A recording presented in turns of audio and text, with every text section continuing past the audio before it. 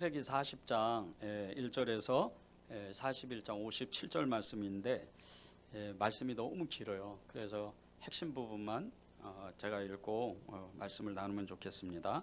창세기 41장 37절에서 43절입니다. 제가 읽겠습니다. 바로와 그의 모든 신하가 이 일을 좋게 여긴지라. 바로가 그의 신하들에게 이르되 이와 같이 하나님의 영에 감동된 사람을 우리가 어찌 찾을 수 있으리요 하고, 요셉에게 이르되 하나님이 이 모든 것을 내게 보이셨으니 너와 같이 명철하고 지혜 있는 자가 없도다. 너는 내 집을 다스리라. 내 백성이 다 내 명령에 복종하리니 내가 너보다 높은 것은 내 왕자뿐이니라. 바로가 또 요셉에게 이르되 내가 너를 애굽 온 땅의 총리가 되게 하노라 하고, 자기의 인장 반지를 빼어 요셉의 손에 끼우고 그에게 세마포 옷을 입히고 금사슬을 목에 걸고 자기에게 있는 버금수레에 그를 태우매 무리가 그의 앞에서 소리 지르기를 엎드리라 하더라. 바로가 그에게 애굽 전국을 총리로 다스리게 하였더라.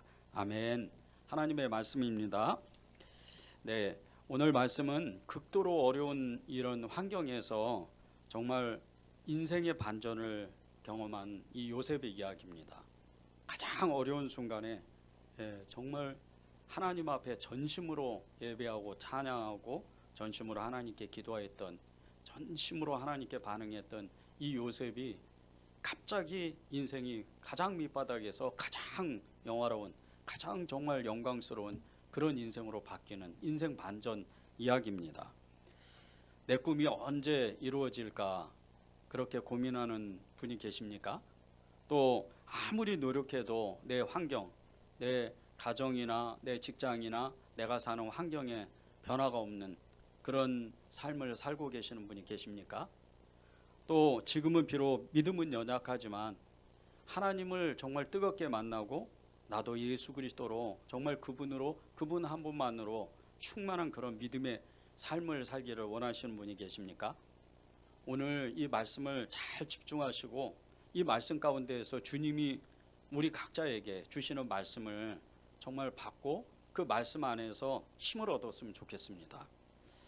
40장은 이 창세기 40장은 바로의 그 친위대장 보디발의 그 집에서 그 감옥에, 지하 감옥에 갇혀서 2년 가까이를 이렇게 정말 감옥살이하는 이 요셉의 이야기입니다. 그 안에서 이 바로의 장관이었던 떡 굽는 이 관원장과 그리고 술 맡은 관원장의 그 꿈을 해석하는데 이게 창세기 40장입니다. 그런 이야기고, 창세기 41장은 이 애굽의 왕 바로, 이 바로가 꿈을 두 가지로 꿨는데 7년 환난과 7년 흉년과 그리고 7년 풍년의 이야기입니다. 그 꿈을 해석하는 이 요셉의 이야기입니다. 그런데 이 두 가지의 사건을 놓고 하나님은 저와 여러분에게 가장 어려울 때, 가장 힘들 때 우리가 어떻게 살아야 되는지, 우리가 어떤 모습으로 살아야 되는지, 그것을 오늘 하나님께서 저와 여러분에게 말씀하시는 겁니다. 오늘 기도 제목이 기다림 속에 얻는 기쁨입니다. 기다림. 이 기다림은 시간이죠. 많은 시간을 기다리는 사람, 또 어떤 사람은 짧은 시간을 통해서 하나님의 그 은혜를 받고 또 하나님의 축복을 받는 그런 사람도 있습니다. 그런데 우리가 믿음을 가질 그때부터, 우리가 예수님을 뜨겁게 만나고 인격적인 변화를 갖고 우리가 예수님으로 거듭나는 그 순간서부터 우리의 인생은 길다는 겁니다. 오랜 시간 동안 하나님을 경험하고 하나님을 체험하고 하나님의 은혜, 그것을 누리지만 아직 완전하게 하나님이 우리에게 주시려고 했던 저 하늘에서 뜻이 이루어지고 이 땅 가운데에서도 뜻이 이루어지는 주의 기도문과 같이 하나님이 우리에게 완전히 이 땅에서 축복하시고 싶은 그 일은 아직 일어나지 않았다는 겁니다. 이 기다림의 시간, 이 기다림의 그 시간을 통해서 우리는 하나님 앞에 정말 믿음으로 살아야 되고, 그 믿음을 통해서 하나님이 우리에게 주시려는 것을 다 누리면서 살아야 됩니다. 여기 계신 성도님들 중에는 어느 한 사람도 빠짐없이 하나님이 여러분을 다 축복하고 그리고 하나님이 은혜를 주시려고 그렇게 계획했던 사람들입니다. 우리가 그 복을 온전히 누리는 것, 우리가 왜 예수님을 바라보고 우리가 예수님을 왜 옷을 입고 그 예수님으로 충만하고 성령으로 충만한 그런 삶을 소원한 줄 아십니까? 우리가 성령으로 충만하고 예수님으로 100% 충만하다면 우리의 생각, 우리의 말 그리고 우리의 행동을 통해서 하나님이 일하신다는 겁니다. 많은 성령의 사람들, 많은 예수의 사람들이 이 예수님의 증인들이 실제적으로 세계 선교도 하고 엄청난 구제 사역도 하고 또 엄청나게 많은 사람을 전도하기도 하지만 기적과 이적과 표적을 체험하기도 하지만 하나님은 궁극적으로 예수 믿는 사람들보다 예수 믿지 않는 사람들에 대한 그 관심이 더 많다는 겁니다. 그 사람들을 향해서 우리를 불러주셨는데 우리 한 사람이 10사람을 전도하고 100명을 전도하고 1000명을 전도하고 정말 이루 헤아릴 수 없는 많은 사람들에게 예수를 전할 수 있는 그 능력을 주시는 그 방법 중에 하나가 축복이라는 겁니다. 여러분이 왜 돈을 많이 벌고 왜 인생에서 성공해야 되고 왜 명예를 가져야 되나? 그것은 하나님이 여러분 각자에게 하나님이 여러분을 통해서 여러분의 삶을 통해서 일하고 싶으신 게 있다는 겁니다. 많은 돈을 벌었던 이런 기업가들, 그 중에도 예수를 정말 충만하게 만나고 예수님으로 인격이 거듭난 이 거듭남의 삶을 사는 사람들이 얼마나 큰 일을 하는 줄 아십니까? 한 기업가가 교회를 10개를 살립니다. 한 기업가가 교회를 100개를 살립니다. 그 일은 세계 선교보다 큰 일입니다. 지금은 선교의 길이 엄청나게 정말 어려움을 겪는 그런 시기입니다. 오히려 교회가 세상의 지탄을 받고 오히려 예수 믿는 사람들이 세상의 조롱거리가 되는 그런 시대를 우리는 살고 있습니다. 이러한 시대에 주님은 여러분을 통해서 하시고 싶어하는 일이 하나님의 은혜를 받고 하나님의 축복을 받고 이 땅 가운데에서 하나님의 그 놀라운 일들, 그 하나님의 축복의 통로가 되기를 바라시는 겁니다. 요셉이 그랬던 사람입니다. 이 요셉은 오랜 시간, 정말 2년이라는, 우리는 성경을 보면서 2년이라는 그 짧은 시간이라고 생각을 하겠지만 이 요셉이 겪었던 2년이라는 시간은 정말 기약 없이 지나가는 그런 시간입니다. 언제 이게 끝날지, 이 2년이라는 시간이, 이 기다림의 시간이 언제 끝날지 모르는 그런 시간입니다. 그런 시간을 겪으면서 바로의 이 장관들이었던, 바로의 신하들이었던 술 맡은 관원장과 떡 굽는 관원장에게 정말 그 꿈을 주님으로, 성령으로, 예수님으로 그걸 잘 풀어줬지만 그 술 맡은 관원장은 요셉을 아예 잊어버리고 기억조차도 하지 않는 겁니다. 그렇게 하나님의 역사를 체험하고도 하나님의 기적을 체험하고도 하나님의 그 증거를 나타내고도 그 능력을 체험하고도 요셉은 2년 동안 아무런 변화 없이 아무런 일도 없이 그저 하루하루를 살아갔다는 겁니다. 우리도 그렇게 지금 살고 있는 겁니다. 나의 꿈, 그 나의 꿈을 이루려고 하는 하나님은 내가 하나님께 기도하고 하나님께 마음의 소원을 아뢰는데 내가 회사에서 승진하고 내가 세상에서 돈을 많이 벌고 그리고 점점 내 환경이 좋아지는 것을 위해서 하나님께 그렇게 매달려서 기도하지만 아무것도 변하지 않는 그런 모습들을 보면서 그런 시간들을 보내면서 우리는 때때로 낙심하고 좌절하고 무너지고 무기력감을 경험한다는 겁니다. 이럴 때 요셉이 도대체 그 오랜 시간 동안 한 채 앞을 내다보지 못하는 그 암울한 시간, 긴 터널과 같은 그 어둠의 시간을 보내면서 이 요셉이 도대체 무엇을 했을까? 그것을 한마디로 말하면 41장 38절에 나옵니다. 바로가 요셉을 보고 한 이야기입니다.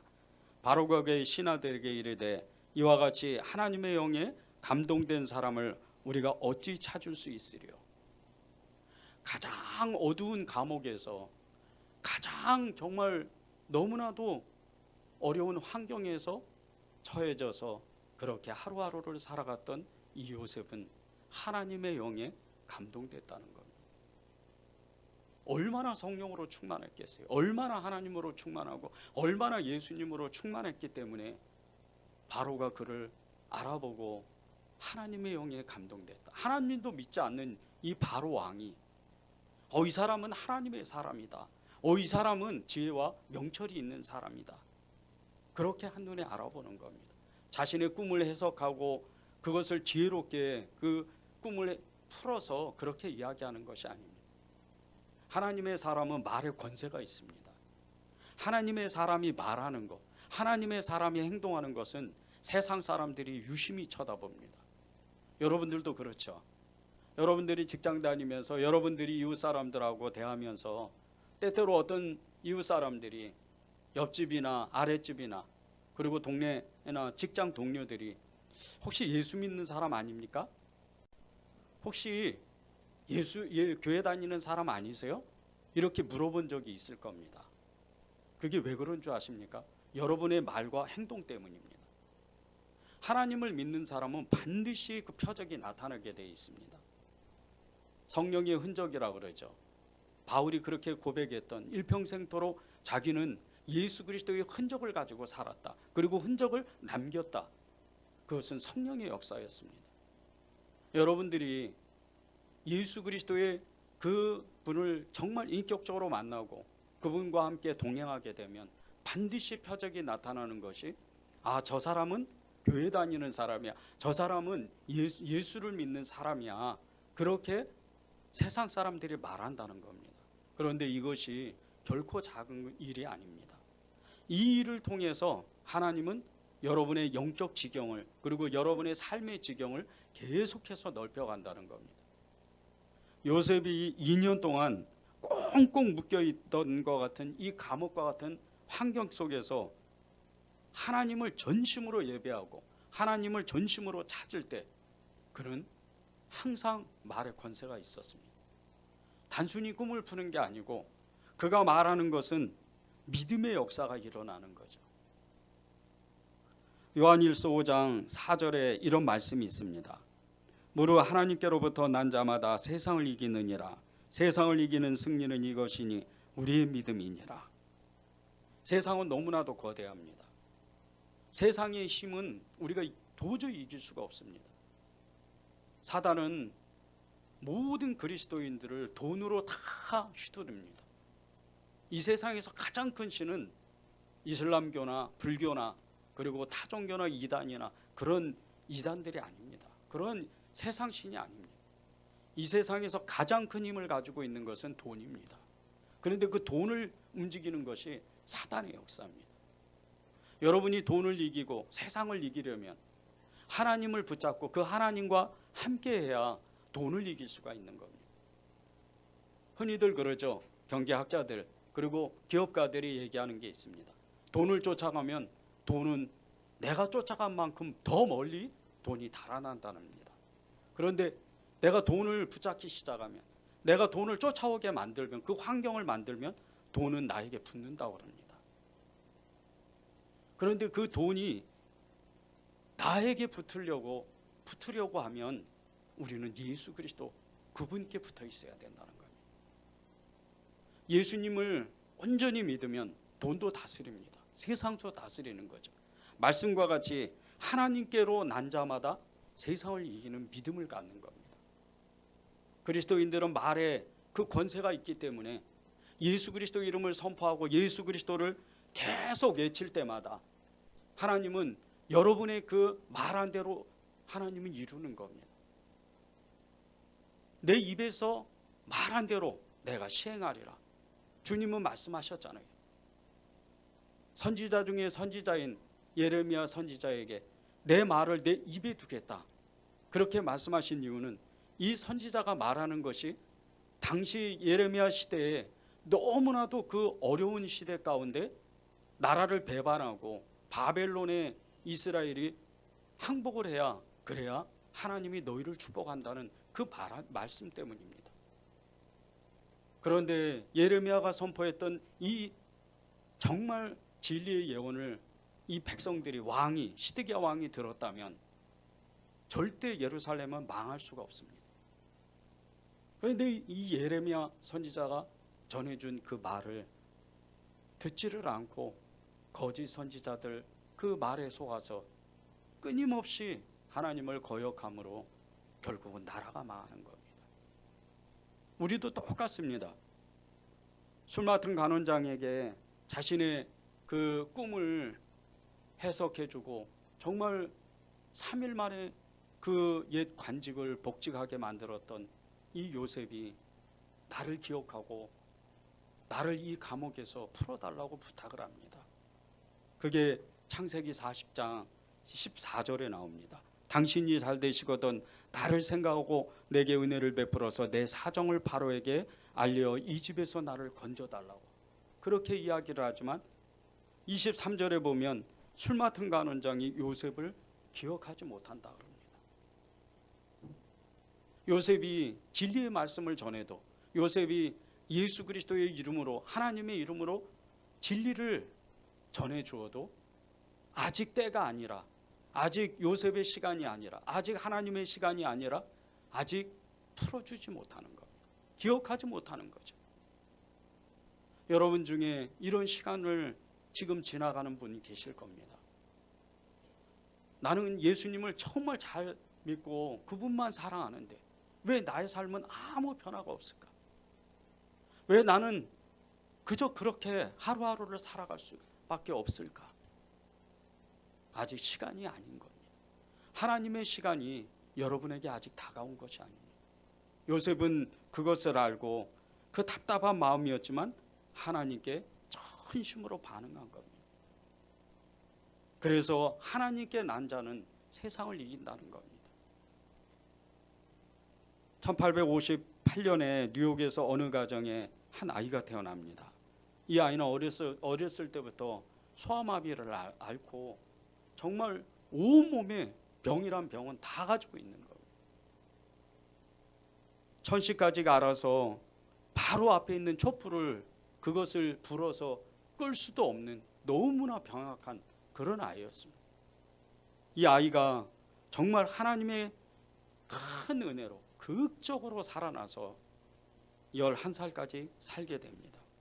그리고 11살 된 이 소년에게 그의 아버지가 이렇게 이야기를 합니다. 아들아, 내가 가진 장애는 장애가 아니란다.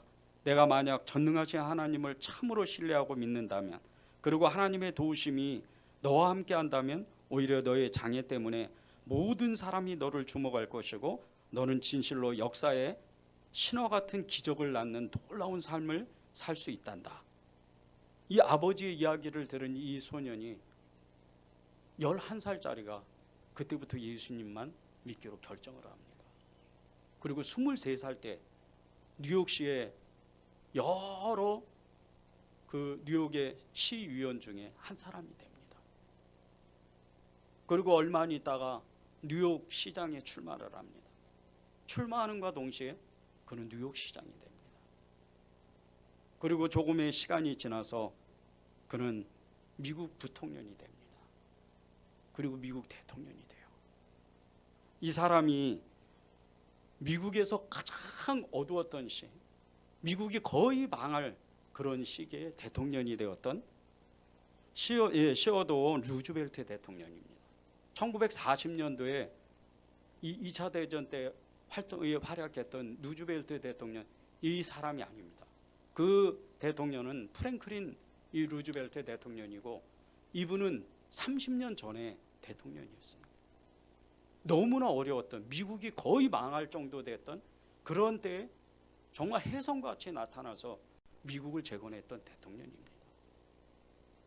이 루즈벨트 대통령이 하나님의 그 말씀을 받아서 그는 하나님만 따라가기로, 예수님만 정말 믿기로 그런 결정함으로 그의 인생이 완전히 인생 반전을 경험한 겁니다. 그 오랜 시간 동안 이 루즈벨트 대통령은 하나님의 말씀만 믿고 따라갔던 그런 사람입니다. 우리가 요셉과 같이 이 2년의 암울한 시간들, 하나님의 그 시간이 언제일지 모르고 나의 축복의 시간이 언제일지 모르는 그런 이 시간을 보냈지만 우리도 요셉과 같이 이 루즈벨트 대통령과 같이 그리고 믿음의 많은 증인들과 같이 예수님만 따라가기로 결단하면 하나님은 우리를 축복하는 겁니다. 바로가 이 요셉을 축복할 때 이와 같이 하나님의 영에 감동된 사람을 어찌 찾을 수가 있을까? 그렇게 고백하는 것 같이 세상 사람이 나를 예수 믿는 사람으로 알게 될 때, 그리고 나를 하나님의 사람으로 알게 되기 시작하면서부터 여러분의 축복의 그 시간들, 축복의 문이 열리기 시작한다는 겁니다. 그래서 우리는 요셉을 따라서 예수님을 끝까지 붙잡는 겁니다. 예수님을 끝까지 따라가는 겁니다. 요셉과 같이 우리가 인생 반전을 경험하고 요셉과 같이 우리가 축복된 그런 삶을 살아야 됩니다. 많은 사람들이 땅에 있는 것을 구하지 마라. 예수 믿는 사람은 돈 버는 사람이 아니다. 예수 믿는 사람은 그저 주어진 환경에 하나님께 감사하고 열심히 사는 거다. 그렇게 이야기를 합니다. 맞습니다.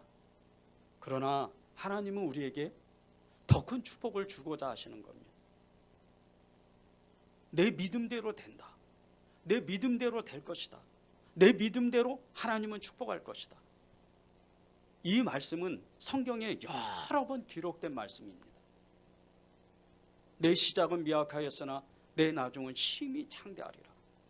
가장 너무나도 비참하게 살았던 그런 사람들조차도 이 말씀을 붙잡고 하나님 앞에 전심으로 기도하면 그 야베스의 축복이 임하는 겁니다.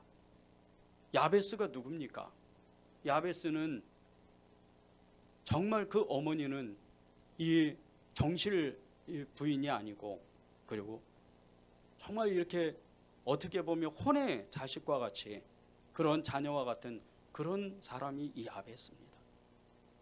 그런데 이 야베스의 기도를 가만히 들여다보면 나의 지경을 넓혀주시고 영적인 지경이 먼저 넓어지면, 먼저 예수님을, 하나님을 뜨겁게 만나면 그 보이는 축복이 엄청나게 크게 일어난다는 겁니다. 이 야베스의 기도가 왜 우리에게 큰 능력이 되는 줄 아십니까? 야베스는 진짜 하나님을 믿은 사람입니다. 단순히 우리가 음식점에 가면 이 벽걸이처럼 걸려있는 그 말씀이 아닙니다. 야베스는 죽기를 각오하고 하나님의 복을 받기 위해서, 하나님을 제대로 믿기 위해서 기도했던 사람입니다. 우리가 한 번이라도 정말 하나님 나를 축복해 주십시오, 나를 통해서 일하게 해 주십시오, 그렇게 기도한다면 여러분을 통해서 여러분의 가정이, 여러분의 직장이, 여러분의 삶에서 만나는 모든 사람이 복을 받는 겁니다. 이게 하나님이 우리를 부르신 목적인 겁니다. 저희 은혜제일교회는 노숙자 사역을 지금 1년 가까이 하고 있습니다. 너무나도 적은 교회고 작은 교회고 성도 수도 얼마 되지 않는 그런 교회에서 노숙자 사역을 시작하게 된 것은 어떤 사람의 의지보다는 하나님의 강권적인 하나님의 그 인도하심의 역사가 일어나서 많은 사람들이 외부로부터 그 도움을 주고 또 실제적으로 이 문이 활짝 열리는 그런 역사를 체험하는 겁니다. 저희가 종합시장이라는 그 지하상가 출구에서 주일 저녁 오후 저녁 8시 반에 그렇게 매주마다 이 노숙자분들 한 40명에서 50명을 섬기고 있는데 이분들은 대부분 다 술에 취해 있습니다.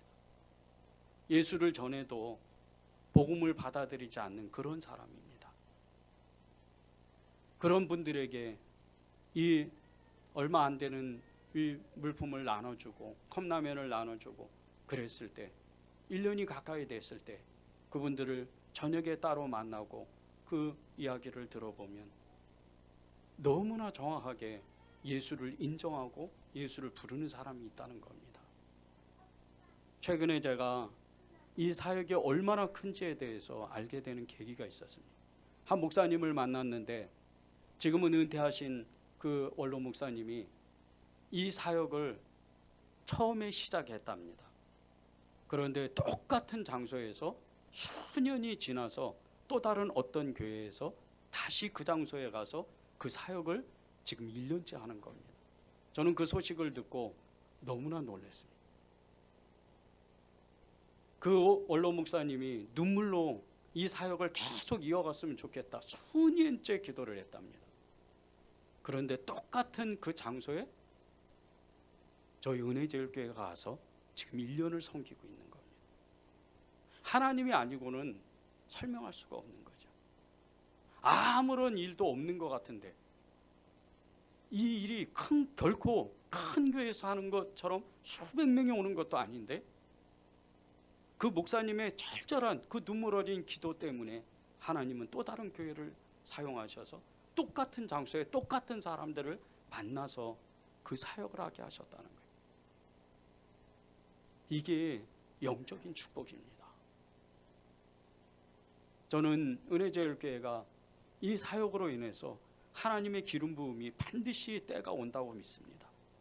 여러분의 인생 가운데도 하나님이 지금은 너무나도 답답하고 어떻게 보면 낙심하고 좌절하는 그런 순간도 찾아오겠지만 여러분이 진짜 예수님을 내가 요셉과 같이 그렇게 믿음의 증인들과 같이 꼭 붙들고 있으면 하나님은 여러분을 하나님의 시간에 하나님의 때에 반드시 축복하신다는 겁니다. 아브라함과 이삭이 왜 하나님께 축복을 받았을까요? 왜 그들은 하나님의 그 놀라운 그 인생 반전을 경험했을까요? 그 해답이 창세기 15장 5절 6절에 나옵니다. 그를 이끌고 밖으로 나가 이르시되 하늘을 우러러 무뼈를 셀 수 있나 보라. 또 그에게 이르시되 내 자손이 이와 같으리라. 아브라함이 여호와를 믿으니 여호와께서 이를 그의 의로 여기셨다. 하나님이 아브라함을 뜬금없이 부르셔서 지금 조금 전에 조카 롯을 어렵게 정말 큰 전쟁을 치르고 그 조카 롯을 구하고 힘이 다 빠져있는 이런 상황에서 이 아브라함을 부르셔요. 그리고 천막 밖으로 나오게 하셔서 그 밤에 하늘을 보라는 거예요.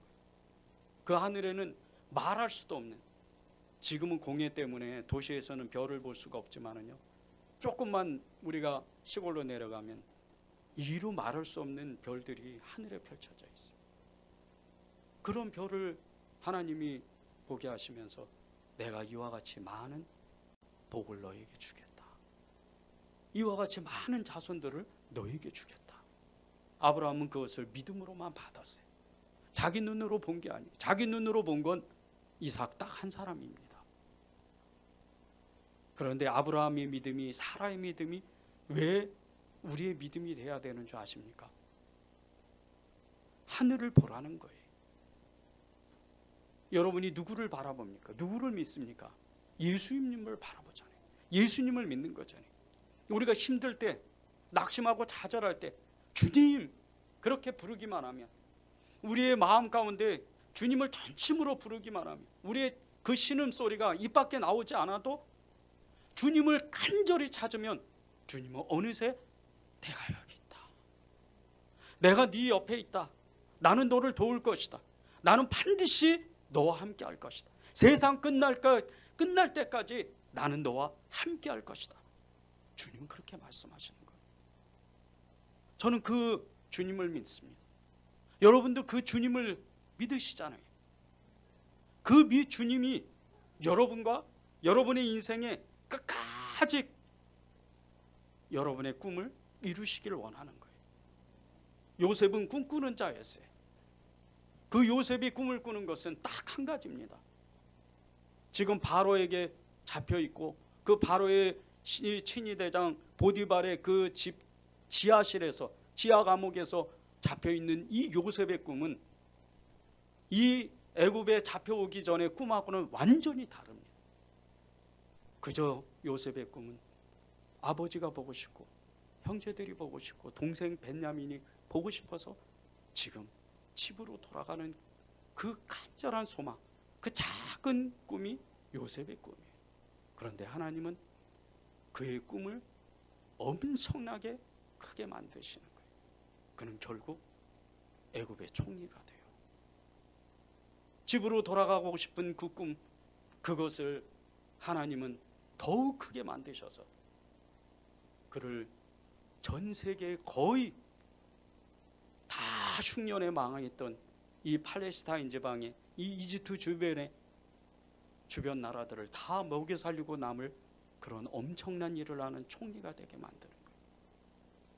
여러분의 꿈이요, 직장에서나 가정에서나 여러분의 인생 가운데에서 결코 여러분의 꿈을 쪼그라뜨리면 안 돼요. 그것은 하나님이 원하시는 게 아닙니다. 요셉이 그 꿈을 잃어버리지 않아서 너무나도 암울한 시간, 너무나도 힘든 그 시간들을 보내고 그 순간들을 보냈지만 요셉은 결국은 복을 받았어요. 요셉 때문에 우리가 예수를 믿는 거예요. 요셉이 없었으면, 하나님이 아브라함을 부르시지 않았다면 저와 여러분은 예수님을 못 믿습니다.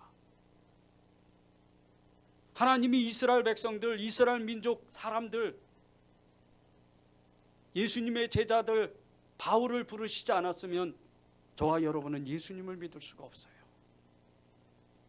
우리가 받은 복이 얼마나 큰 줄 아십니까? 우리를 통해서 또 다른 12 제자를 만들고, 또 다른 120명을 만들고, 또 다른 500명을 만들고, 또 다른 수만 명의 사람들을 만드는 거예요. 그런 원대한 꿈을 갖는 거예요. 내가 예수 그리스도 그분으로 충만하기만 하면 하나님이 내 입을 크게 열라, 내가 너를 채우겠다. 여러분 중에 큰 기업가가 나와야 돼요. 큰 영성가가 나와야 돼요. 큰 믿음의 증인들이 나와야 돼요. 그것이 하나님의 꿈입니다. 그것이 요셉을 통해서 오늘 저와 여러분에게 주시고자 하는 하나님의 그 은혜였어요. 그러려면 우리는요, 삼손과 같이 머리털이 다시 자라나는 그런 시간들을 보내는 거예요. 여러분 중에 하나님께 온전하지 못한 분도 계실 거예요. 나는 하나님께 죄를 졌는데, 나는 하나님 앞에 연약한데. 그럴지라도 삼손은 머리가 자랐어요. 삼손이 머리가 자라고 나서 자신이 20년 동안 그 이스라엘 백성들을 구제한 것보다 그 한순간에 엄청난 역사를 만들어요. 여러분 중에 믿음이 충만하지 않는 분 계세요? 성령을 잃어버리고 예수 그리스도의 이름조차도 기억하지 못하는 분 계세요? 그럴지라도 예수님을 불러야 돼요. 그럴지라도 나는 믿는다고 고백해야 돼요. 내 안에 죄가 있더라도, 내 안에 연약함이 있더라도, 내 안에 부족함이 있더라도 나는 예수 믿는다고 고백해야 돼요. 그것이 주님이 원하시는 거예요. 우리는 한 번 부름을 받았기 때문에 절대 하나님은 우리를 버릴 수가 없어요. 버리실 수가 없는 거예요. 우리를 붙잡아서 끝까지 천국으로, 하늘나라로, 그 하나님의 나라로 우리를 불러주시는 거예요. 그러려면 우리는 오늘 하루를 성실하게 살아야 돼요. 아주 열심히 요셉처럼 하루하루를 하나님의 영에 감동되고 하나님의 영에 충만한 삶을 살아야 됩니다. 마지막으로 블로그에서, 좋은 글을 쓰는 블로그에서 발췌한 짧은 글, 이 제목이 이렇습니다. 답은 오늘에 있습니다. 이 글을 읽고 우리 기도하면 좋겠습니다. 어진왕을 주제로 한 재미난 이야기가 있습니다. 어진왕에게는 소망이 있었습니다. 모든 백성이 행복하게 사는 것이었습니다. 그래서 어느 날 신하들을 모아 백성이 성공할 수 있는 비결을 정리해 오라고 명령을 내렸습니다. 신하들은 그 비결을 10년에 걸쳐 100권의 책으로 요약해 마침내 왕 앞에 내놓았습니다. 내용을 읽어본 왕은 매우 흡족했습니다. 하지만 분량이 너무 많아 주어진 삶을 살기에도 버거운 백성이 읽는 것은 불가능해 보였습니다. 그래서 100권을 간추려 한 권으로 요약해 오라고 다시 명령을 했습니다. 신하들은 또 10년에 걸쳐서 100권을 한 권의 책으로 요약해 왔습니다. 그런데 왕이 생각하면서 다시 신하들에게 명령을 내렸습니다. 글을 모르는 백성에게 이 한 권의 책도 길지 않겠습니까? 그래서 더 짧게 이 책을 요약해 오십시오. 또다시 10년 후에 신하들이 한 문장으로 간추린 성공의 비결을 짧은 이 글에 글을 왕에게 갖다 주었습니다. 세상에 공짜는 없다. 씨를 뿌리면 언젠가는 자라서 열매를 맺습니다. 우리 인생도 마찬가지입니다. 오늘 씨를 뿌리지 못했기 때문에 가을에 열매를 거두지 못합니다. 이것은 아주 단순하고 명료한 사실입니다. 우리에게는 출발이 중요합니다. 하루의 출발, 일주일의 출발, 한 달의 출발, 1년의 출발 말입니다. 뒷동산에 오르는 복장과 에베레스트 산에 오르는 복장은 같을 수가 없습니다. 인생을 대하는 마음가짐도 마찬가지입니다. 위대한 일을 이루기 원한다면, 삶이 변화되기를 원한다면 오늘 씨앗을 뿌리는 삶을 살아야 합니다. 가나안으로 향해 가는 모세 옆에는 오늘을 성실하게 살아가는 여호수아와 갈렙이 있었습니다. 광야를 지나가며 힘든 고비를 겪을 때마다 많은 이스라엘 백성들이 불평하고 불만했지만 여호수아와 갈렙은 똑같이 힘든 상황에서 어떻게 살아야 할지 마음을 정했습니다. 그들은 성실하게 살았고 45년간 성실함으로 씨앗을 뿌렸습니다. 여호수아와 갈렙이 어떻게 가나안에 들어가게 되었을까요? 답은 오늘에 있습니다. 내일은 오늘을 채워 나아가는 것에 달려 있음을 기억하며 적극적으로 씨를 뿌리는 사람의 복된 삶이 우리가 되어야 되겠습니다. 오늘이 중요합니다. 오늘이 너무 중요한 것은 이 요셉이 그런 삶을 살았기 때문입니다. 저는 여러분들이 오늘 이 하루 정말 먼 곳에 와서 다른 교회에 와서 예배를 드리는 분도 계시고 또 먼 곳에서 찾아와서 예배를 드리는 분, 또 정말 작은 교회도 불구하고 이 교회가 좋아서 이 교회의 성도가 되고 예배를 드리는 분들, 이 예배가 얼마나 하나님이 기뻐하시는지 모릅니다. 이 하루, 이 한 번의 예배, 이 예배가 2번의 예배가 되고 10번의 예배가 되고 그리고 우리 인생의 예배가 되어서 하나님은 반드시 때가 되면 우리를 축복하시기 때문입니다. 이 일주일 동안 여러분들이 그런 축복의 삶을 살기를 정말 간절히 바라겠습니다. 우리 찬양하고 기도하는